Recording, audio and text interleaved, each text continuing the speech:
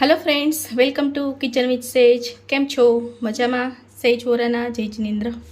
हवे आपणे अत्यारे काजू कारेला सब्जी बनावा जई रह्या छीए, तो एना माटे शुं जोईशे चालो आपणे झड़पथी जोई लईए। हवे एना माटे मैं अत्यारे कारेला लीधा छे, 7 થી 8 नंग कारेला लीधा छे। 2 થી 3 जण आरामथी खाई शकशे। एना माटे मैं कारेलाने बरोबर एकदम राउंड शेप में आ रीते कट कर लीधा था अने पछी एनी अंदर बधा ज बी काढ़ी नाखवाना छे। बी काढ़ीने पछी एने मीठुं नाखीने 1 चमची मीठुं नाखीने आ रीते एक वासण में 15 થી 20 मिनिट एने एनी कड़वाश निकळवा माटे पलाળી राखवा। पछी 3 થી 4 पाणीए धोईने एने मीठुं अने कड़वाश बेउ काढीने पछी मैं तमे तळीने पण करी शको छो अने अत्यारे मैं बाफीने करेल छे। तो 3 થી 4 विसल वगाड़ीने बहु गળી ना जवा जोईए, जेथी करीने चूरो थई जाय। एटલું બધું गળી जाय એટલા પણ કારેલા एनी विसल वगाड़वानी नथी कुकरनी।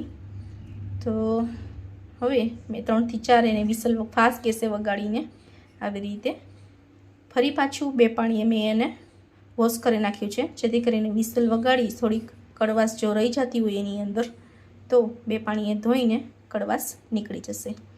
આવી રીતે એક પેન લઈને એની અંદર 2 થી 3 ચમચી તેલ નાખેલું છે। હવે હું એની અંદર કાજુ કારેલા કરવા માટે જે સ્વીટ દ્રાક્ષ આવે છે કિસમિસ એ નાખીશ અને કાજુ લીધેલા છે, રોસ્ટ કરવાના છે આને। આવી રીતે જે શાક વઘારવા માટે તેલ લીધેલું હોય આવી રીતે ધીમા તાપે થોડું થોડું રોસ્ટ કરી નાખીશું।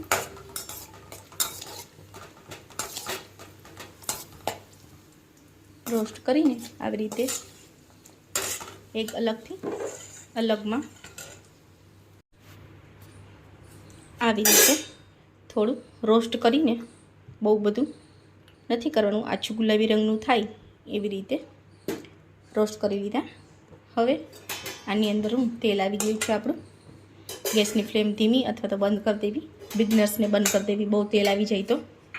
હવે એની અંદર હું ધીમે ધીમે આવી રીતે પાણી કાઢી નાખવાનું છે જો રહી જતું હોય તો, અને એક આવી રીતે કાણાવાળું જાળો લઈને પાણી નીકળી જાય, જેથી કરીને જો વધારેલું હોય તો આવી રીતે ધીમે ધીમે નાખતું જવાનું છે।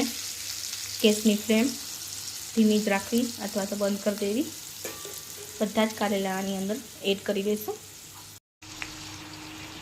આવી રીતે બધા જ કારેલા એની અંદર એડ કરીને એક ટુકડો ગોળનો નાખેલો છે, કડવાશ તો નીકળી ગઈ હશે છતાં થોડું થોડું કડવું લાગશે તો એક ટુકડો આવી રીતે ગોળનો નાખવો।